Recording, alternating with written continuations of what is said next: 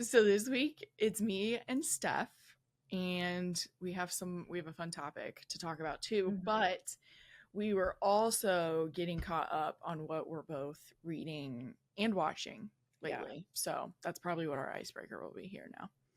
I love knowing what people are reading and watching. Do too. Yeah. Reading wise, so I actually Play Nice, which is what we were just talking about a little bit off air, by Rachel Harrison, is actually, that's the last like reading. For the sake of like everyone involved, we know that when I say listening versus reading, we're not saying that listening isn't reading. So the last book that I like read with my eyeballs was Play Nice. And I just loved it. Yay. You and Justine have like effectively, and I think Hallie have just made me a Rachel Harrison fan. I don't know. I think I wonder about horror a lot, if I'll like it, and she is like a really approachable, yes, like, writes it in a really approachable way where it kind of just feels like a thriller. If you're into thrillers, that it's digestible and it doesn't like go over your head a lot, but and her characters are just our style. Yeah, her female main characters are just fantastic. You'll feel all of the millennial girl vibes. Or love is what I meant to say, but I said vibes. I guess both work. But yeah, it's a fun one. So it's about a woman who she basically inherits this house that her mom lived in, that she lived into for a period of her childhood. But her mom became convinced that it was possessed, and she kind of moves back in to renovate it and see what she can do with it. Some crazy stuff starts happening. It's literally on the cover, it says a haunted house novel. So like, no spoilers. This is like what you're going in for, but she's so snarky. I love the main character is amazing. And Cleo's such a cool name. Yeah, I agree. Like how many things we have highlighted too in it. Like she just says observes the world in such a, like, I guess snarky, but just a way that like you don't always see it written. And I love it. I do too. Yeah, that one's really good. I was trying to think of one of the audiobooks I'm listening to right now, because now sometimes I have a nonfiction audiobook and a fiction. Kind of depends on like when my Libby holds come in, and that's what's happening right now. But I'm reading one called Eloquent Rage by Brittney. I'm so sorry, Brittney. By Brittney Cooper. And so my friend Mackenzie, who's been on the podcast a few times, she just started a Substack, and I'll put the link in these show notes too, because I think a lot of you probably are interested in similar stuff. But her Substack is all about words. So she's like super into language and like how it matters. She kind of starts the Substack off talking about Wordslut, that we've kind of talked about a couple times here, and just any of Amanda Montell's books. And that really got her even more into words. So she just loves like sociolinguistics. She loves words. She loves stories. She loves books. So you might want to follow her. But this was she kind of put like a syllabus together for herself that was like books to read over the next, I don't know, year. I don't know what her time frame was, that would help her nerd out even more on words. And so this one is called Eloquent Rage, a Black feminist discovers her superpower. Oh my goodness. This author reads it. She reads it, and oh my, like you can feel how much she means every fucking word that she's saying.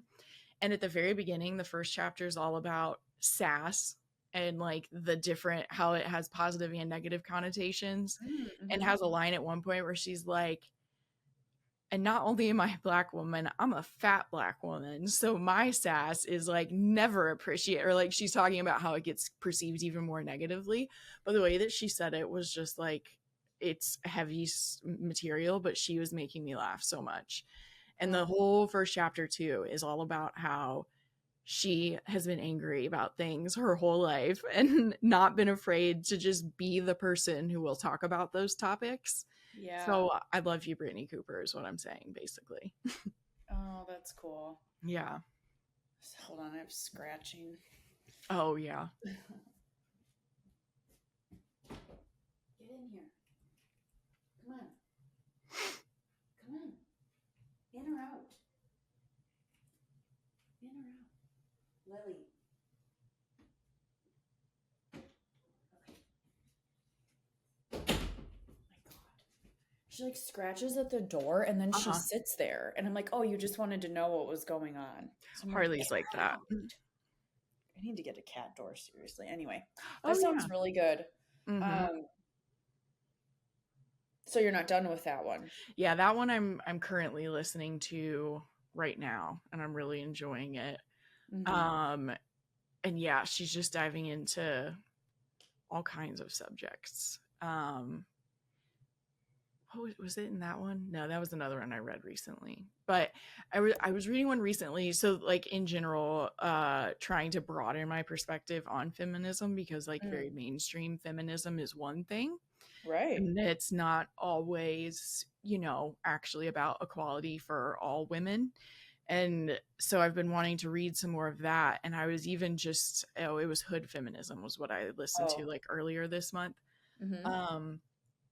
Where she talked about like a big part of the feminist movement when it started, like we're talking like 60s, 70s, was mostly a lot of white women employing not white women to take care of their house. And so they could go be feminist or go get a job. So like even the origins of it in our country started off where it was like, oh, these non-white women can handle all the tasks I don't want to handle so that I can go be an empowered woman. So it's always been a little bit imbalanced. And I'm like, that does sadly make sense for our country. So I'm just trying to learn about it. Well, it makes sense. It's not like anyone ever could really do it all. Right. You know what I mean? It's Yeah. not that they were doing every piece. They're like, okay, Yes. well, I want to go get a job because I wasn't allowed to, but like that doesn't mean that I'm doing everything. Yeah. And I think there's like the painting and then there's like what's actually happening. Yeah, definitely. That's really interesting. What are you listening to for your fiction right now? So I just finished it, and it's one that I'm going to talk about today. It's called The Great Mann by Kyra. I don't know if it's Kyra or Kira Davis Lurie, and this was another one. I'm just going to keep talking about Mackenzie. We were talking over the weekend or like right before the weekend about, I can't even remember, audiobooks. And there was one that I got really interested in that's like it's a Great Gatsby retelling. But it's from a queer Asian American perspective. So I was like telling her that had popped on my radar. And then she told me The Great Mann by Kyra Davis Lurie she was like, that's also a Gatsby retelling. Oh. And I was intrigued. So I went to Libby and I placed a hold, as one does. And it said there were 4 people in front of me. And the next morning I woke up and it was like, your hold is available. Yeah. So I actually got it really quickly and I have 30 minutes left on it right now. But I loved it. It's a really good Gatsby retelling. And then obviously I'll read the synopsis later. But yeah, it's a retelling basically that takes place in 1945, and it's a Black man instead in the Black community. I'm curious about that. Like I remember reading The Great Gatsby, and then when the movie came out I watched it, but I kind of forget like some of the main themes of it, so I'm interested to hear about that. I just also finished my fiction audiobook this morning. Oh yeah. It is called, I heard of it from Brittney, who is on Bookstagram, and I'm always like into her reviews because I feel like she's not an easy reviewer, but she also really liked Margot's Got Money Troubles and Alison Esbach's books, which are Notes on Your Sudden Disappearance and The Wedding People.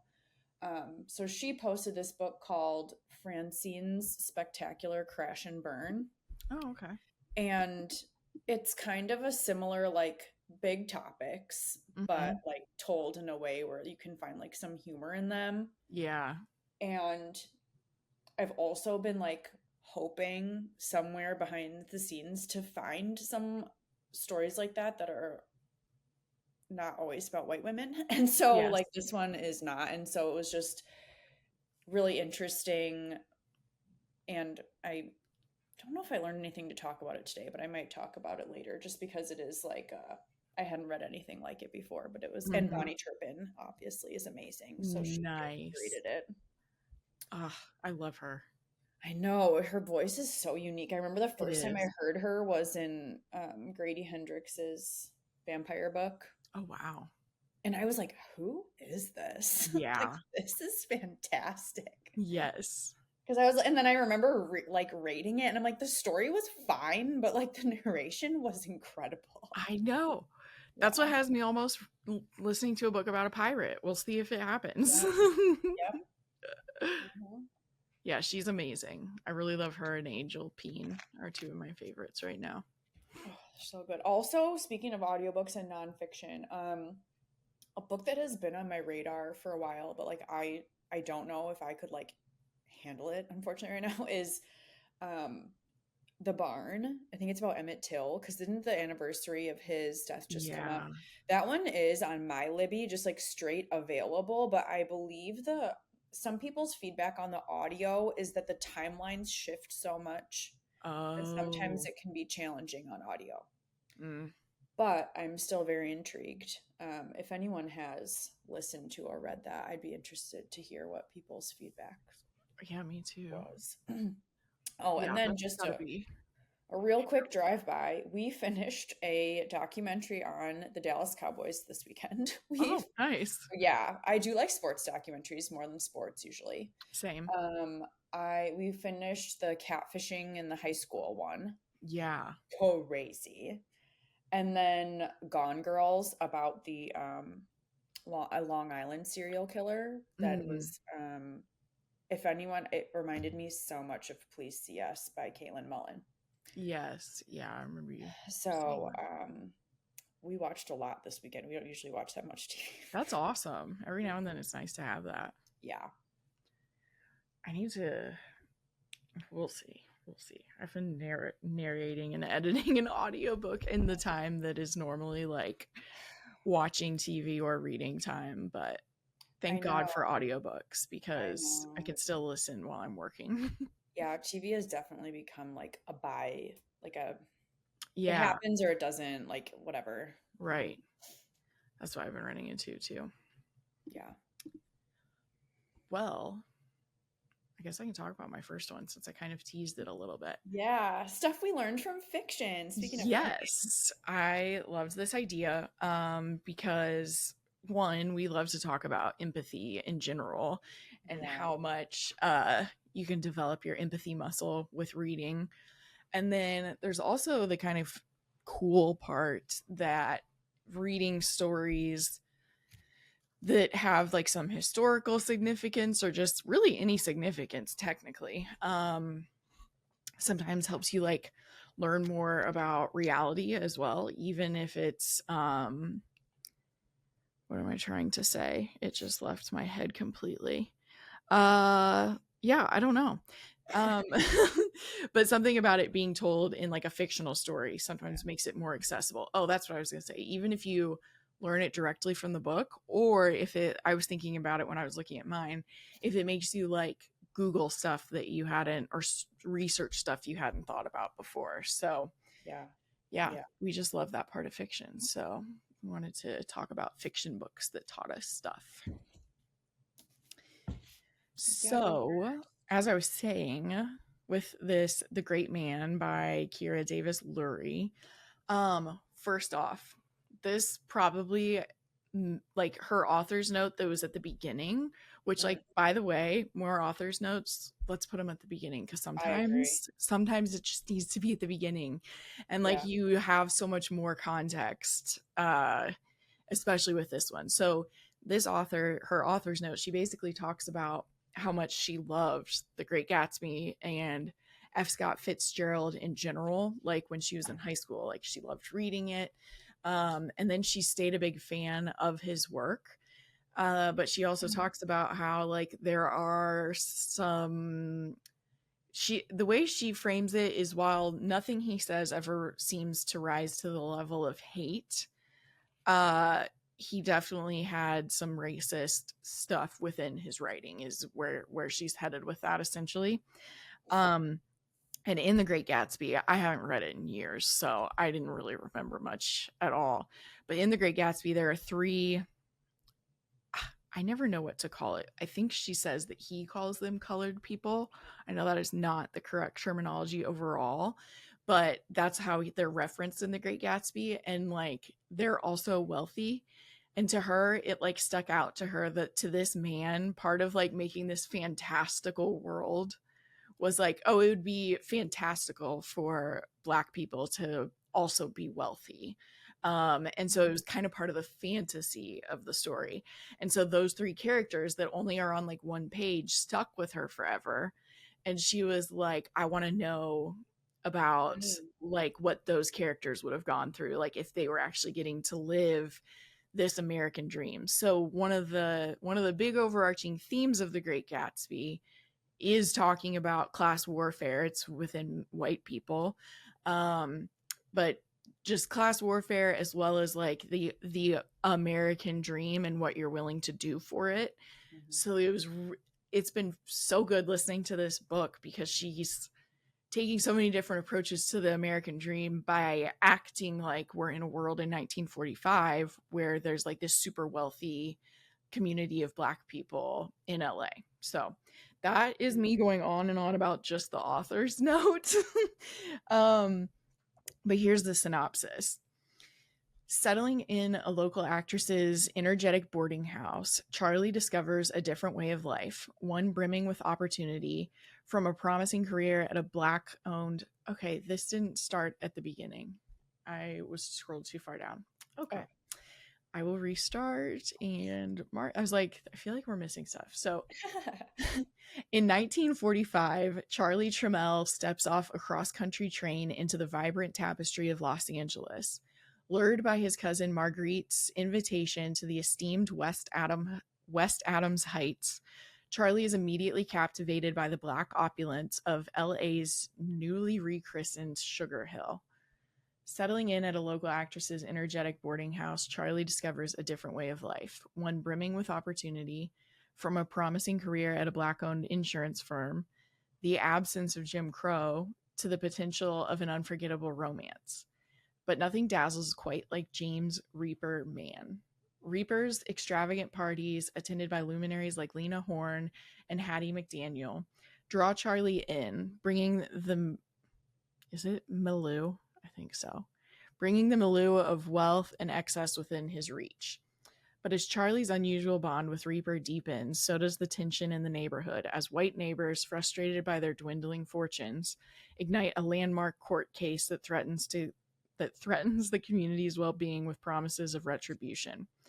Told from the unique perspective of a young man who has just returned from a grueling segregated war, the great man weaves a compelling narrative of wealth and class, illuminating the complexities of Black identity and education in post-war America. Wowza.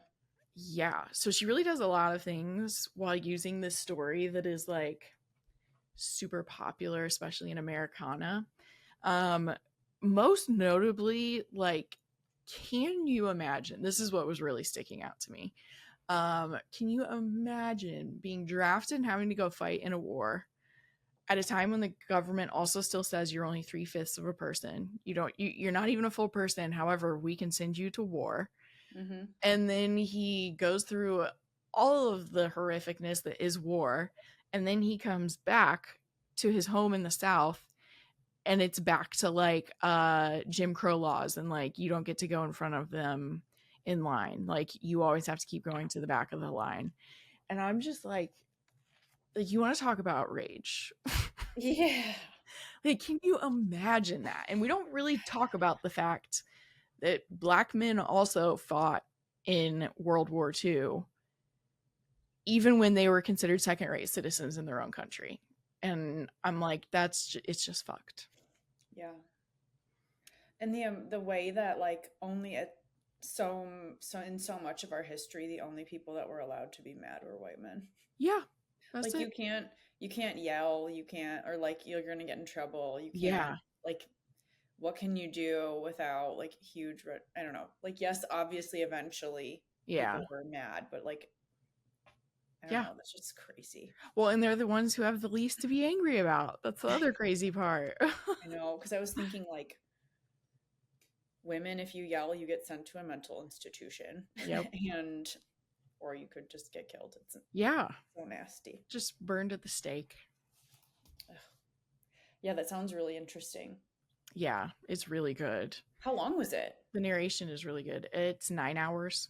Oh, that's not bad. Yeah. Yeah, so like 3 days to read it or to listen, really. Nice. Yeah. To open my fucking door. Figure it out. Okay. So the book that made me want to text Kate about this topic. Oh, yeah. It's called You Know Her by Meagan Jennett. And I had seen this reel on Instagram about the color Haint Blue. And I was like, wow, I remember that because I was reading this book where this detective paints her house, her porch roof Haint Blue, and she like happens to see Haints. And I had never even heard spirits or ghosts referred to that as that before. Same. So well, I was I like, didn't until wow, I learned. Yeah, I was like, I learned about that through fiction. So I was like, isn't that so interesting? Yeah. So You Know Her is it's one of my most tabbed books I have. But really? It's like a female. I don't know if you can see. Oh wow. Yeah, I love that. It's like a female who is a serial killer, and just like once again her observations are like pretty spot on about things, but the detective who they kind of play like are they friends? Does the detective know what she's doing in her free time? She's her family.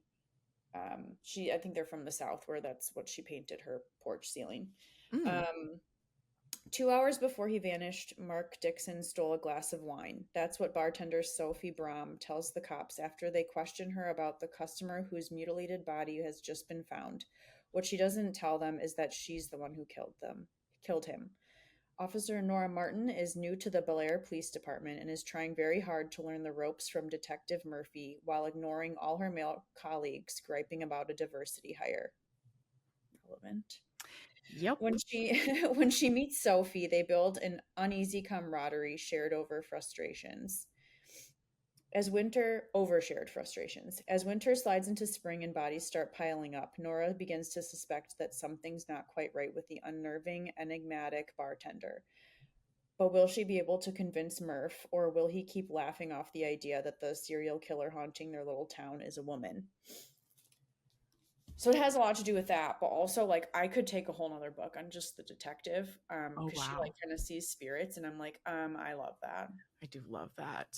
So like when you said that your book there was like a lot happening, this book I felt like there was a lot happening as well, and I could use like more in like different books. So I don't know if she's working on anything else, but yeah, because this one's 2023. I wonder if she is. Yeah, it also says Killing Eve meets Sharp Objects, and I'm like, yeah, I need that. Everyone who's listening is like, why is she quiet? My jaw drops. Yeah, did you ever read Real Easy by Marie Rakowski? Okay, so that one it's a strip club, right? Yes. Okay. I tabbed that one almost as much. Like for one of the quotes was like, or perhaps to give him a hug to placate him for the only way she knew. How early girls learn to soothe the anger of men. God. Wow. Yeah, that's good. Quotes like that. Yeah. I need to read that one. I don't know why my brain is glitching so much on me, but I just got Boomtown on NetGalley too, which also kind of takes place in a strip club. And it was just making me think of how I wanted to read Real Easy, but I have not yet. I need to look at the audio probably. I wonder. That one has a lot of perspectives. That would be really interesting. Yeah. Oh yeah, you're right. Because it is known for how many perspectives it has. Interesting. Yeah. Well, now I want to read both of those. You know her is available on Libby for me, and I'm like, I bet. Kate, you're overflowing with audio. The audio right or the audio book or both? Oh, does it say who the narrator is? Are there two or just one? Let's look. I have no idea where my phone is to even look at anything. I closed it, so I was like, Kate, you have to think about it before you do this. Oh yeah, it is too. Sophie Amos and Z Sands. XE. Oh, she's good. Okay. XE Sands. I think that's how you say it. XE. Okay. I don't know for sure, but that's what I hear everybody say. Okay, cool. Yeah, I did not know. So yeah, now I'm interested in that one. Oh boy, so many. I also I know. It's like just keep adding. I know. I also now I want to listen to I'm watching Margaret Atwood's masterclass. It's really good. She is like very darkly funny, as you would probably expect. Right. But she's talking about her book, The Blind Assassin, and it is like there are 4 levels of book within a book in it. Yeah, so it's like apparently the most metafiction out there, but she had so much fun putting it together. And so the way she was talking about how intricate the storytelling structure is had me like, oh my God, I'm going to love it. Like I love having to follow a lot of those details. But then I saw in Storygraph, it said, if you're prepared for glacial pacing, and it scared me. Because I can do medium pace now way more than I used to. Yeah. Actually, I think I tend to do medium more lately. But glacial, I was like, oh no. And it's 600 pages. It's an 18-hour audiobook. So I just can't decide, but I'm so intrigued. And I had a couple people respond and say like, no, you'll still like it. I'm like, glacial is such a big word to use. Right. Or like the reviews say that, or that because that was on the front, like the main page of the Storygraph account. Yeah, there are a lot of people who are like, why is it this long? Oh. Like any book that's length. But I listened to Calabasas last week, and that one was 18 hours. So I don't know. We'll see what I end up doing. I wonder if it's just like if it's 4 books within a book, I imagine you have to spend a decent amount of time probably it. Like preparing for the next. So I wonder if that's why there's just like so much. Yeah. Because apparently it's like there's like I think there's maybe like a biography level, and then there's a level of like what the newspapers were saying. So then you have all these perspectives to try to figure out what actually happened in this family. So it sounds interesting to me. Yeah. So I don't know. But that was why I was like, you don't have to get her right now, Kate. Because I'm so torn. I just I made a list called Interested. Yeah, that's a good where everything lives. Yeah, I need to do that too. Ooh, also, by the way, Julia Haberlin gave The Great Man 5 stars. So, ooh. Love that. Yeah. Yeah, it is very good. She is talking about a lot of stuff in one story. It's pretty impressive. Love it. But I had to talk about this one. I know we've talked about it before, but this is technically the one that I would say is the one that most recently opened me to historical fiction, if we don't count like 7 Husbands of Evelyn Hugo. Like, yes, it's historical, but so The Lion Women of Tehran by Marjan Kamali, last year, before I knew I was gonna be an audiobook girly, this was probably the one that helped me realize like I love badass women in almost any time period. Yeah. Wow. So in 1950s Tehran, 7-year-old Ellie lives in grand comfort until the untimely death of her father, forcing Ellie and her mother to move to a tiny home downtown.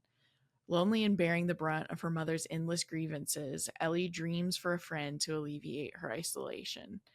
Luckily, on the first day of school, she meets Homa, a kind girl with a brave and irrepressible spirit. Together, the 2 girls play games, learn to cook in the stone kitchen of Homa's warm home, wander through the colorful stalls of the Grand Bazaar and share their ambitions of becoming lion women. But their happiness is disrupted when Ellie and her mother are afforded the opportunity to return to their previous bourgeois life. Not a popular student, now a popular student at the best girls' high school in Iran, Ellie's memories of Homa begin to fade. Years later, however, her sudden reappearance in Ellie's privileged world alters the course of both of their lives. Together, the young women come of age and pursue their own goals for meaningful futures. But as the political turmoil in Iran builds to a breaking point, one earth-shattering betrayal will have enormous consequences. There's just so much about this book. The friendship is amazing, and just something I really love is both girls approach life like super differently. And like for me, I realized how much I recognize myself in both of them. Like sometimes you are like a big, loud, like I'm going to stand up against this type person. And sometimes you do act out of self-preservation. And I resonate with both technically. And so I thought it was a very empathetic and like fair analysis or whatever, like story of how both women can be very different, and then but their friendship is still so meaningful. So there's that part. Historically, I was not aware how liberal Iran was, or progressive. I mean, liberal is what we're saying. Like the women were not like forced to wear religious garb if that was not their religion and they didn't want to. They had careers. Like I did not know that like that was how Iran was until this fundamental religious takeover. And I read it like I think like 3 months before the election last year. Yeah, August of last year. Wow. So it was like literally a year ago. And I remember being like, we need to care about this story because things can change this quickly.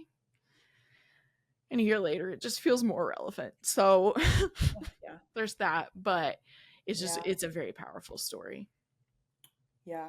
I admire Homa so much because I like wish I was like that. So, but it is nice to know that there's like quieter ways to make a difference too. That too. Yeah. Yeah, I will say that's something fascinating that this book does, and actually The Great Mann does a really good job of that, where it's like, do you betray your gender? Do you betray your race when you do stuff that you just kind of have to survive, but maybe like hurts the race overall? Like, how do you even begin to make those decisions as a person? Both of those books really flesh that out, and how difficult that choice is. Right. Because if you could just like say screw it all and just go balls to the wall. Yeah. We could, but especially the older we get, you know, there's like more consequences. Yeah. But then sometimes that sounds so stupid, but like it's true. Right. It's true. It is. Yeah, that one's so good, and the audio's incredible. I know. I wish I was into audiobooks then, but I think I need to listen to The Stationery Shop. Yeah, I think you said the audio is good for that too. Yeah. Yeah. Well, speaking of religion, I am not a religious person, but I find religion very interesting. And I just finished, if anyone listened to the last episode about Knife River that we were talking about, one of the characters talked about how their mom was like a Quaker, or like visited, I don't know if they call it a church, I forgot. But I was like, oh, I read this other book where the main character is a Quaker, and I found it so fascinating, like how he dealt with grief, like in that world. And this one is called What Comes After by Joanne Tompkins. Okay. This one is, I would say it's kind of slower, but I gave it 5 stars. I was like dying, crying at one point. Yeah. After the shocking deaths of 2 teenage boys tear apart a community in the Pacific Northwest, an unfamiliar pregnant girl emerges out of the woods and into the lives of those same boys' families. Why the boys died and what their tragedy has to do with this girl are the propulsive mysteries at the center of Joanne Tompkins' story. But just as urgent is the question of how the families will move forward. What comes after grief? What does forgiveness look like? In misty coastal Washington, Isaac's teenage son Daniel is gone, leaving Isaac alone in a rambling Victorian home, shocked and grieving. The friendships and faith that once nourished him are flickering. Next door, Lurie, a single working mother, struggles with the final act committed by her own teenage son. The two parents are separated by only a silvery stretch of trees, but emotionally they are stranded, isolated by their great losses until they meet Evangeline. Fiery and hair in spirit, 16, pregnant and alone, Evangeline's unexplained arrival changes everything. At first, it feels like a blessing and a bridge across a divide, but the girl clearly is hiding something about her connection to the boys and their deaths. Soon, all three characters are forced to examine what really happened in their overlapping pasts and what it all possibly means for a shared future.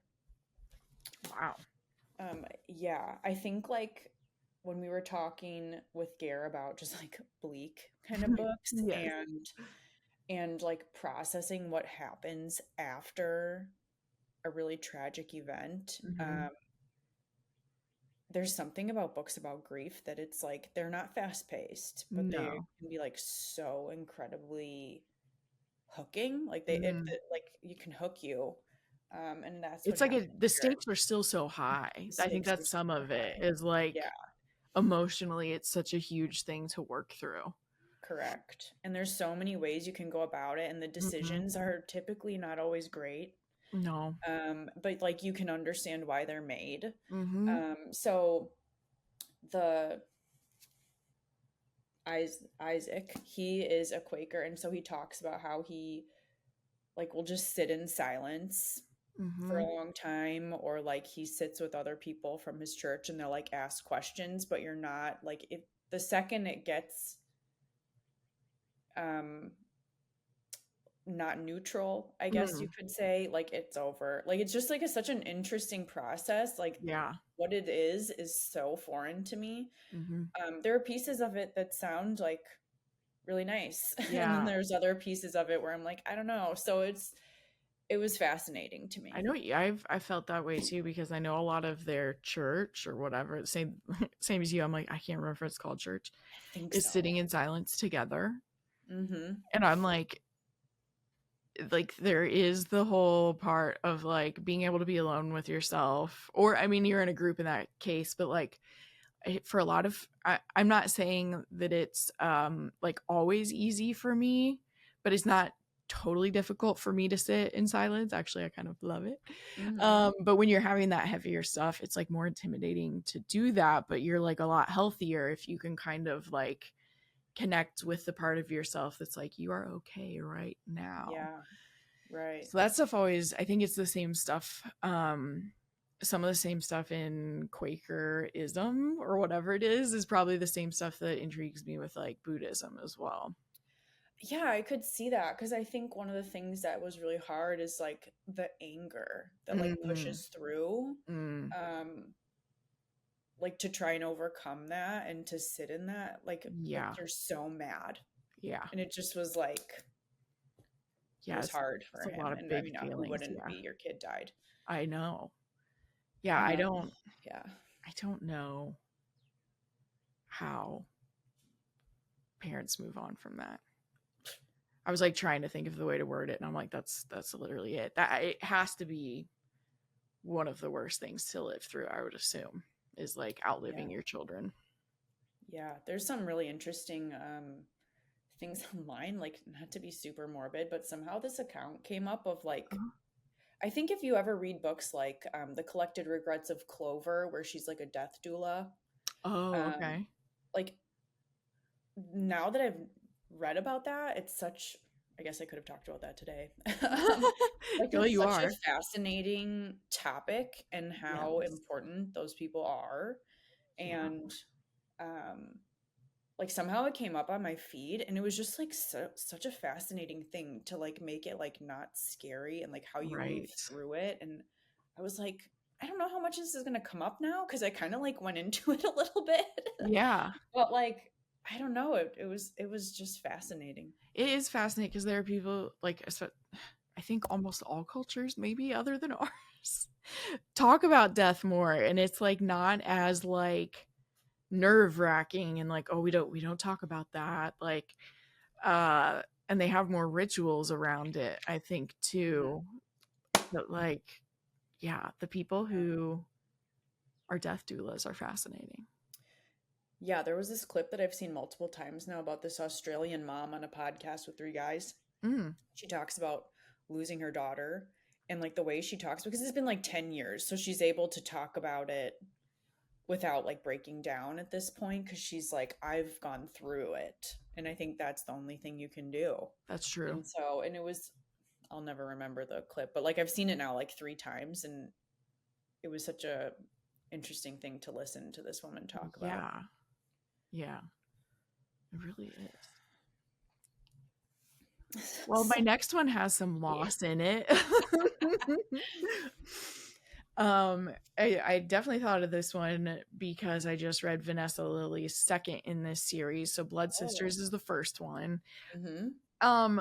Obviously I could have talked about The Bone Thief, but it doesn't come out until October. So I just kind of like, but I will say The Bone Thief covers even more kind of historical stuff. There's some more specific historical stuff that like I learned about reading that one, but the first one does as well. So here we go. There are secrets in the land. As an archaeologist for the Bureau of Indian Affairs, Sid Walker spends her days in Rhode Island trying to protect the land's indigenous past, even as she's escaping her own. While Sid is dedicated to her job, she's haunted by a night of violence she barely escaped in her Oklahoma town 15 years ago. Though she swore she'd never go back, the past comes calling.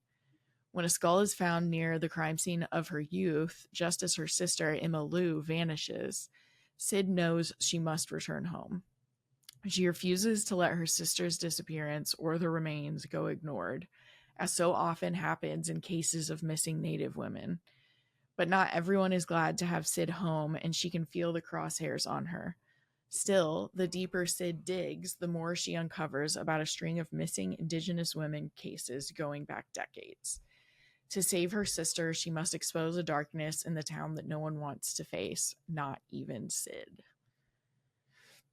This one's just so good, and it's like action packed. Yeah. Like, and the storm at the end too. It's like yes, from all angles. Yeah, I just love it. She's very good at these like actiony thrillers. So I definitely, by the time I read this one, like knew about like missing and murdered Indigenous women and like how many have gone missing or been murdered or assumed murdered for decades. But there were parts of this that still had me like kind of researching some of it. And she also kind of wove in some of the details of like the disrespect to the land that was happening in Oklahoma at this time too. When we had our conversation about what is historical fiction, she commented and said how some people consider this historical fiction because it takes place in 2008. Which like might be stretching it a little bit. Like I didn't think of it as historical fiction, but she does touch on some things that were happening in Oklahoma as well, where you're just like, wow. People have just yesterday historical fiction. Jesus. Yeah, for real. Yeah, people like especially Indigenous people have just not been treated well, and it continues on. So there's a lot of that gets covered in this one, but there's even more of it in the next one that is just like, whoa. I think that Indigenous literature is so interesting in the sense that there's like the actual historical fiction part, and then I also find it fascinating when they are like storytelling, like the lore and like the spiritual pieces of it are so interesting to me. And like, I don't know, I think there's so much opportunity by reading more. Like I loved one of the books I read by Nick Medina. His first book was like so interesting because it had like a horror piece to it. So like, yes, it talked about like some of the injustices within like reality, but then like the storytelling too was like so good. That's crazy, because right before you were saying that, I was going to say that like the book I'm physically reading is The Whistler by Nick Medina right now. And it is like, this is my first one. I haven't read his other ones, but I want to now. It is like, the prologue is terrifying and super creepy and builds like all of this huge horror momentum. And then then you get into like the regular chapters, still so terrifying and creepy, but like also like they're like on the reservation or not on the reservation. So there's like also that kind of folklore that you're kind of talking about getting woven into it. And it's like, it just works so well. So I'm liking his new one that way too. Yeah, one of the only times I was like, I did not anticipate being creeped out at all. And I was like laying there in bed at night thinking about this like head rolling around town. Yeah. And I was like, why am I creeped out by this? And I was like, wow, sometimes he's really it's got so a knack for visceral, it. it like sticks in your head. Yeah, and it's probably has like meaning, you know what I mean? There's like so much reason behind it all, and like metaphors and stuff. I don't know. It's like, okay.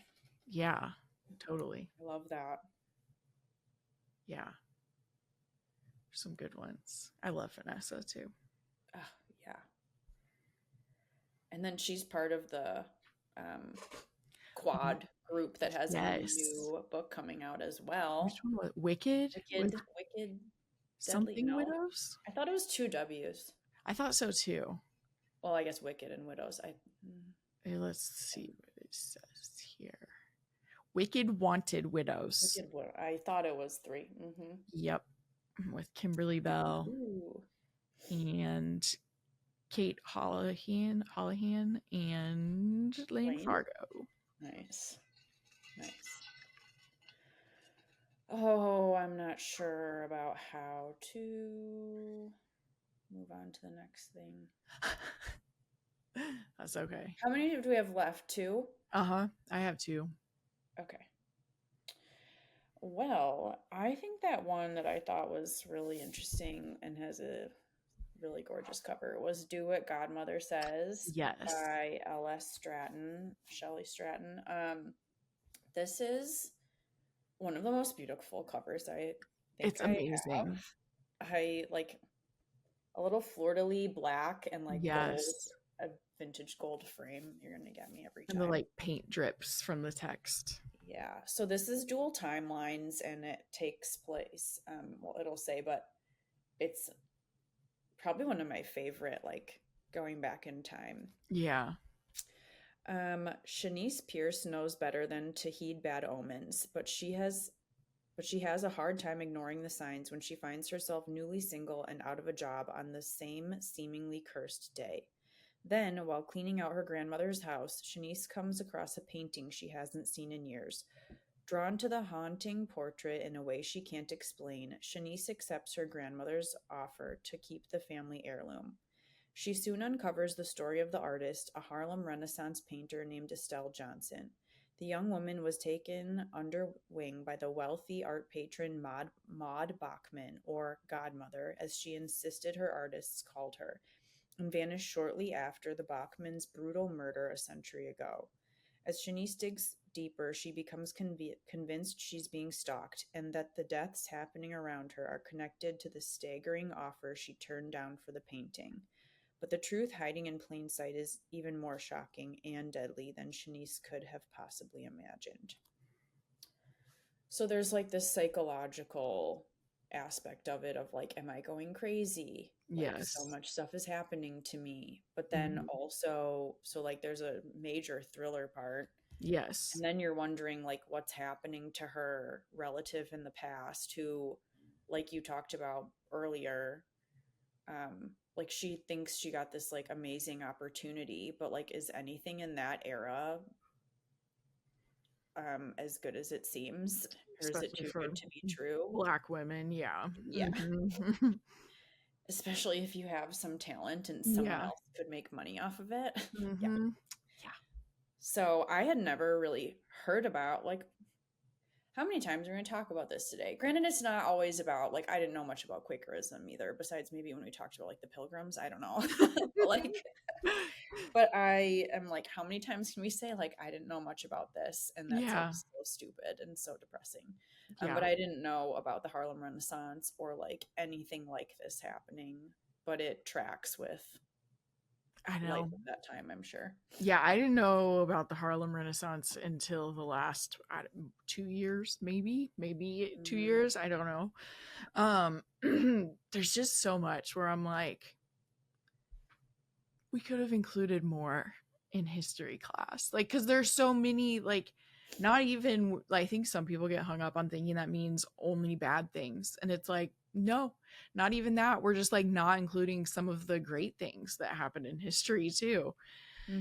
It's crazy. I got with Audible, they had the like buy one get one. I love, they kind of do it every other month, and like, Oh, I understand they're Amazon, but you can't pass up the deal at the moment. And I still got, supporting the author. right, exactly. That's what sometimes I'm like, guys, like, the author still wants us to consume their content if they can, or if we can. But I got Harlem Rhapsody by Victoria Christopher Murray. And I'm excited to listen to that one, but it takes place during the Harlem Renaissance as well. And is about W.E.B. Du Bois. I think the S is pronounced for some reason. I didn't realize that until recently. But my friend Mackenzie responded. She was like, this book is so messy. And I was like, really? So apparently it's a who said messy little that? book. Mackenzie? My friend Mackenzie, yeah, she Oh, yeah. responded and said it's really messy. So I'm kind of excited. Like, it has like Langston Hughes, Nella Larson, like it incorporates people. So I'm excited about that one. But yeah, it's like something else I just never heard about. And now I'm like finding it in all kinds of books, and it's like fun to read about. Yeah. Yeah. I will say Do What Godmother Says has some Sinners vibes. So if you liked the idea of like wanting to kind of vampirically feed off of someone else's talent, especially in relation to race, like, you'd probably love this book too. Yeah, that whole art of all types. Yeah. Concept. It's interesting you say. I was gonna just do it as like a drive-by today, but when you talk about like the famous people that are mentioned in Harlem Rhapsody, I think there is like a famous artist that is talked about in Do What Godmother Says. I can't remember the name, but I recognize the name. And then also, if you read The Reformatory by Tananarive Due, there are pieces that talk about like lawyers from the time, or like there's real people like inserted in fictional ways, which is kind of cool. That was the other one, and that was my BOGO. That was the other one I got with Audible, was The Reformatory. And so she's incredible narrator. Oh, really? Nice. That's good to know. She reminds me of, I think, the one that you like, Angel. Oh, okay. That's what I'm thinking of. Yeah. There's kind of like this wispiness to their voice a little bit. Yeah. Yeah, I'm excited. It's another one that's obviously like 19 hours. And I just started getting a bunch of my holds came in. So I'll just like listen to it when I eventually don't have Libby holds. I think it would be good for October. That too. That's a good point. Yeah, there's some paranormal. Yeah.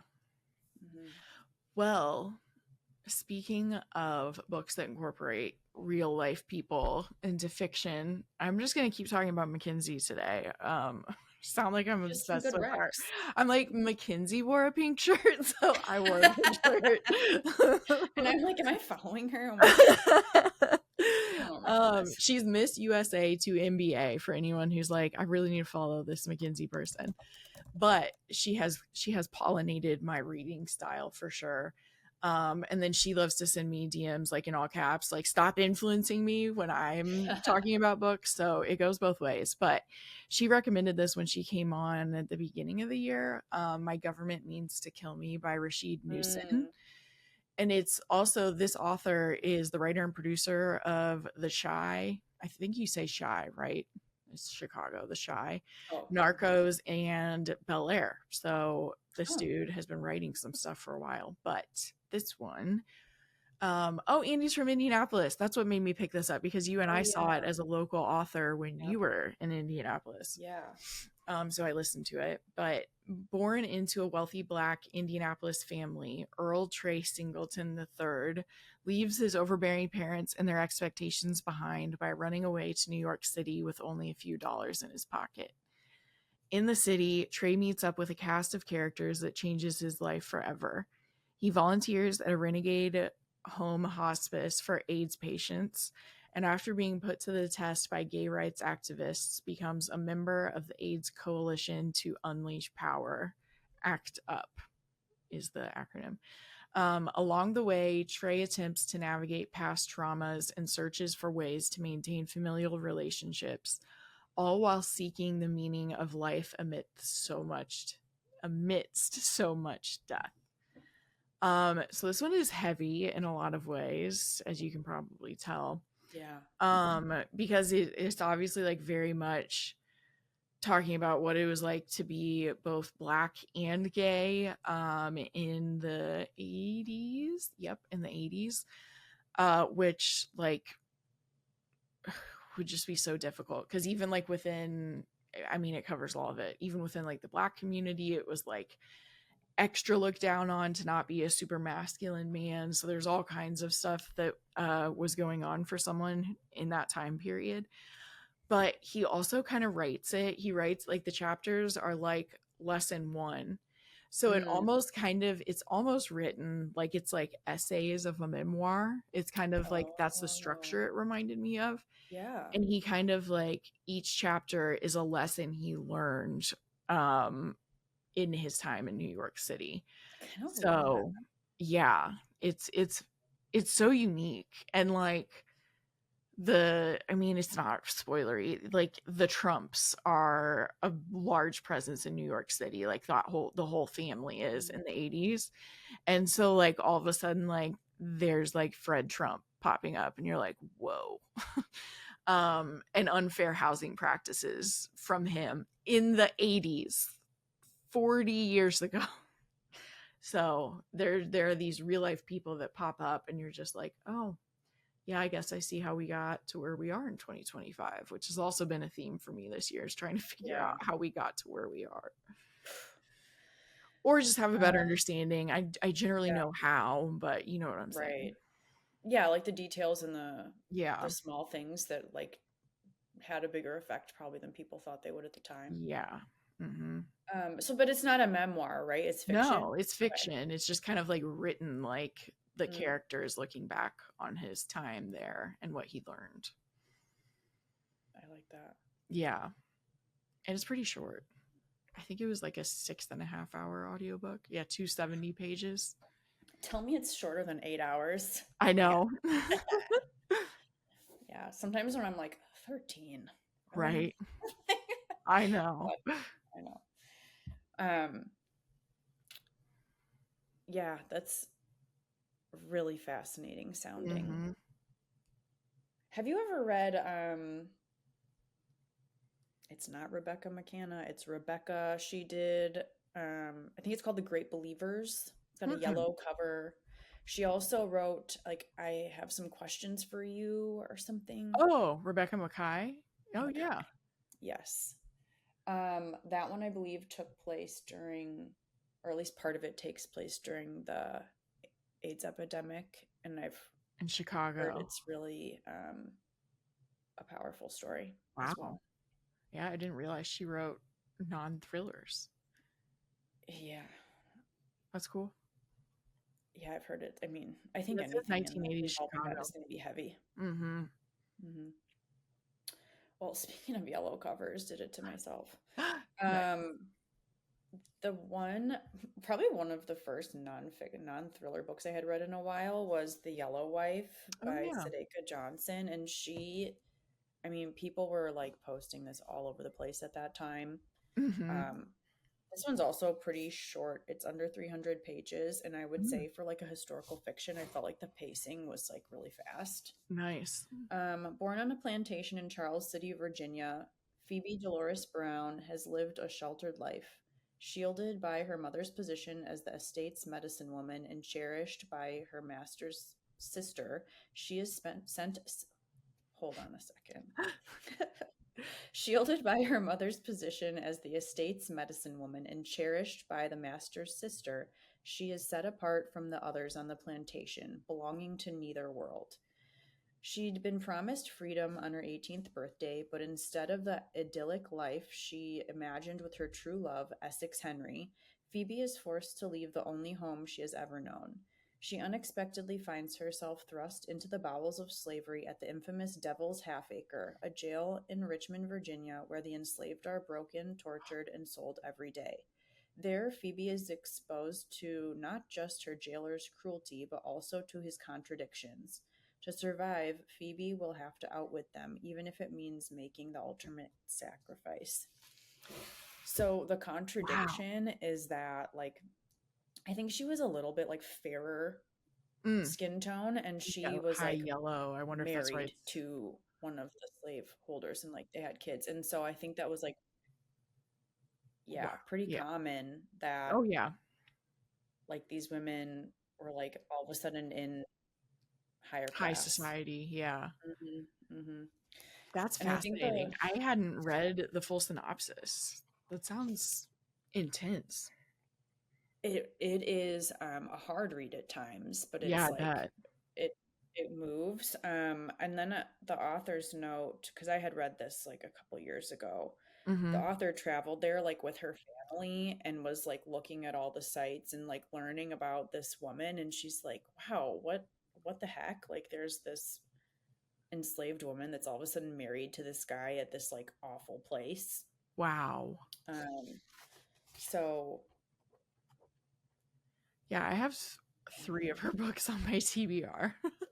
Yeah, I read this one, and then The House of Eve is interesting as well. I really love one of the narrators for that one is Ariel Blake. Blake. She's really good. She actually read the one that you had told me about, These Vicious Games. Oh, nice. Yeah, they're Vicious Games. That's how I found her, and I was like, who are you? I like your voice. Nice. Yeah, I have Fallen Grace is the other Sadeka Johnson one that I have. Oh, that's the one coming out soon, I believe. Oh, it's not out yet. Oh no, it says published 2024. Oh, really? But it says 50 pages. Okay, so that's a short. Oh, okay. There's one coming out soon, I think. Okay. Yeah, that makes sense. Keeper of Lost Children. Oh, that's a cool cover. And I think it's like it's sad. World War II, but it's also it's World War II, but like not the typical World War II. I think. Yeah. I'm entering a giveaway on Goodreads as we speak. Same. I just had like a drive-by, like I think a couple times we've talked about like Happy Land recently by Delene Perkins-Valdez, and her other book, Take My Hand, is also a really good one because I thought that it was going to be about like abortion for some reason, and it was not. Yeah. It was about like forced sterilization. Oh, yes. And it took place, like it had a little more like courtroom drama than I anticipated, but like sometimes when you don't know what a book is going to be about, it's like even more enlightening. So her books in general like have both taught me something that I didn't really know much about. I was just reading about forced sterilization in the Original Sins book that I read that was about like the miseducation of America, so specifically Black and Indigenous children, but it literally became so common. I'm looking at my notes here. It was called a Mississippi appendectomy. And so they would tell Black and Indigenous women that their appendix needed to be taken out, and they would entirely remove their reproductive organs. And it was so commonplace that it became called Mississippi appendectomies. So, and the book pretty much said that they justified it because not allowing more of those children to be born would save them money because the Yeah. children would be so stupid that the government would have to take. They use a different word than stupid. But yeah, it's fucked up. It is really fucked up. Yeah. Yeah. I've read a few books also about just like eugenics in general. Like Yeah. there's been a few, there's one called The Foundling, I think, by Anne Leary, Okay. that I don't know. The whole thing is like so fascinating. Like people want everyone to have like all these kids, but it's like, but only these kind, actually. Right. Right. Oh my gosh. Yeah. Yeah. So lots to learn from fiction, Let's folks. learn from fiction. Well, the other one that came to mind for me, I loves this one. Was it this year or was it last year? No, it was this year in May. The Manor of Dreams by Christina Lee. I Oh. loved this one. I talked about it a lot at the time, but it's like a lot of books, but definitely like, did you hear about Kitty Carr meets Gothic horror? Which is impressive to do both of those. So Vivian Yin is dead. The first Chinese actress to win an Oscar, the trailblazing ingenue rose to fame in the 80s, only to disappear from the spotlight at the height of her career and live out the rest of her life as a recluse. Now her remaining family members are gathered for the reading of her will, and her daughters expect to inherit their childhood home. Home is missing there. Vivian's grand, sprawling Southern California garden estate. But due to a last-minute change to the will, the house is passed on to another family instead, one that has suddenly returned after decades of estrangement. In hopes of staking their claim, both families move into the mansion. Amidst the grief and paranoia of the family's unhappy reunion, Vivian's daughters race to piece together what happened in the last week of their mother's life, only to realize they are being haunted by something much more sinister and vengeful than their regrets.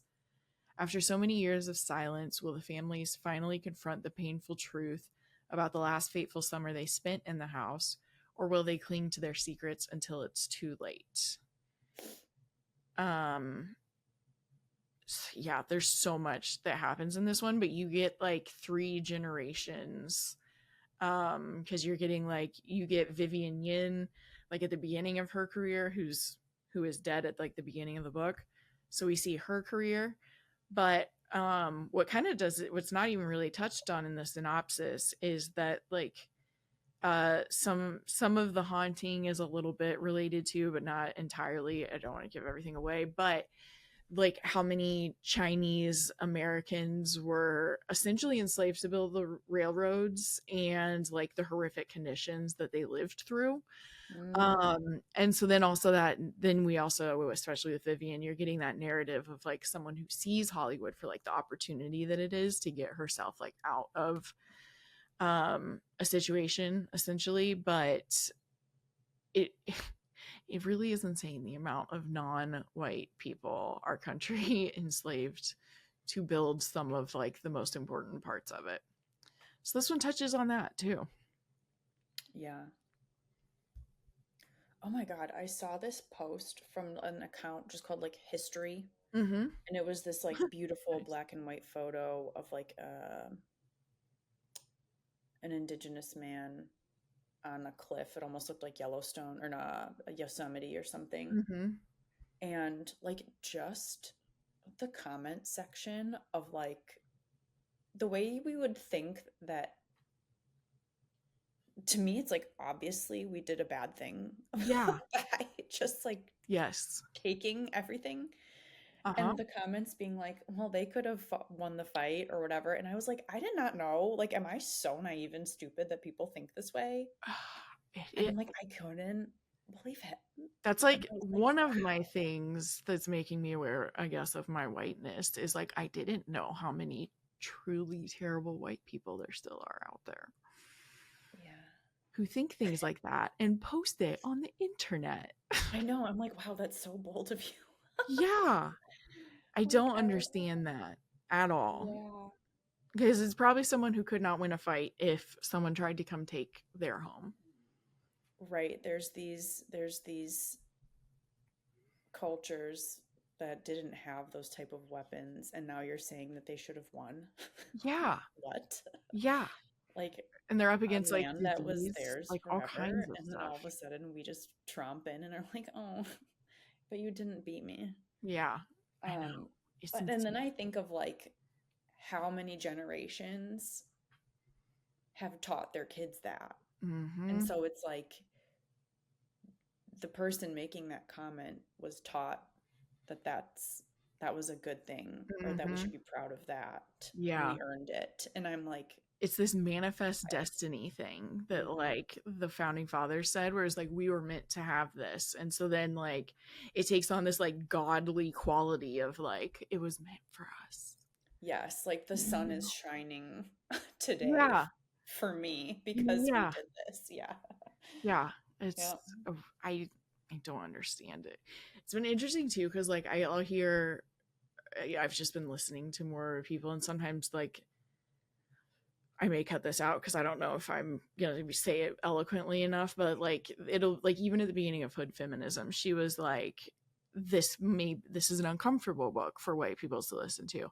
And I'm like, it's not even uncomfortable for me. Like, you know what I mean? Like I'm just like, it makes me very angry on your behalf. There's like that part going on, but I'm like, I both see my privilege and also am like, I didn't do that. I'm just trying to understand why there's like understand more of the privilege that I have and like what I didn't have to. But like, I'm not uncomfortable hearing that a white person did bad things. Like I know they did. I don't know why people get so defensive about that. But clearly some people are even just uncomfortable. I'm like, it's not that uncomfortable to just listen to someone's perspective. But I guess who are you defending? Why are you defending that? Yeah. Like, it's just not even. Yeah. It's okay to say you were wrong. Like, I think that's one of this really interesting. I'm hoping that it's becoming, well, judging on the divisiveness, it's not. But like, I hope, like on a micro level, like I see therapy, emotional intelligence, like being aware of like what you've done wrong and not feeling like you can't apologize. Like I believe that there's this shift happening, but I'm not really sure. I know. Or maybe it's just like in the current moment of like in my relationship, I can take responsibility. Yeah. But once it's like, what do you care about defending these people that are long dead? Yeah. I agree.